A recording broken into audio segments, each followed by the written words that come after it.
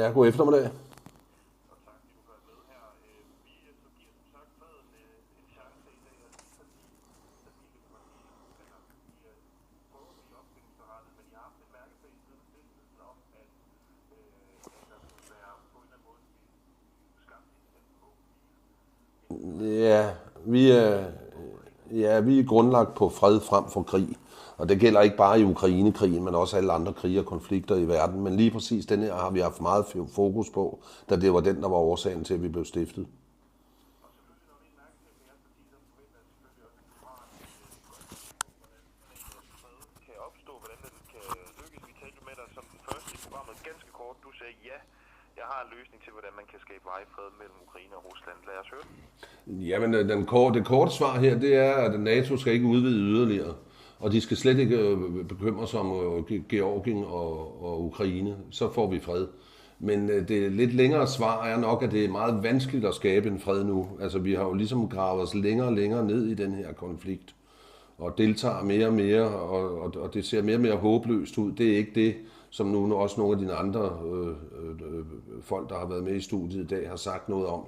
Det er jo ikke det, den danske befolkning ved, men sandheden er faktisk, at Ukraine er ved at tabe, og de er ved at tabe stort. Så hvis vi på en eller anden måde skal redde Ukraine som land, så er det altså nu, vi skal have sat ind med nogle forskellige ting. Og jeg... Ja. Vi afbryder, Jørgen, men jeg vil bare holde fast i det, du siger, ellers så kommer vi sikkert til at Ja. tale om mange forskellige ting. Ja. Du er lidt ned i dybden af det, og Ja. du siger, det er vanskeligt nu at skabe fred, men du vil jo gerne være et parti, som kæmper for, at der bliver skabt fred. Så lad os sige, at du havde magt inde i det danske parlament. Ja. Hvordan vil du sikre, hvordan vil du ændre den danske linje i forhold til Ukraine for at skabe varig fred? Ja, det første vi skal have, det er, at vi skal have skabt en eller anden form for, jeg ved ikke om vi skal kalde det en konsensus, eller vi skal lytte til, hvad russerne siger. Det har vi ikke ville jo for USA og NATO's og Vestens side, og det samme gældende med Europa nu.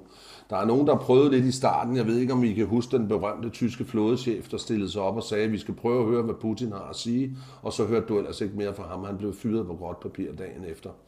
Og så længe det foregår sådan, så folk, der taler fredens sag, bliver enten udskældt, eller udskammet, eller slet og ret fyret for deres stillinger rundt om i Europa og andre steder, så kommer vi ikke nogen vejen. Vi skal på en eller anden måde opnå det der hedder en strategisk empati.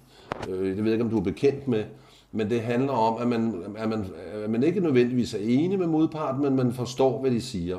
Og det grunden til, at jeg siger, at det er meget svært at opnå en fred nu, det er fordi, at vi bliver ved med at snakke om, at så kan Ukraine blive medlem om 10 år. Det siger Trump også jo, Donald Trump. Det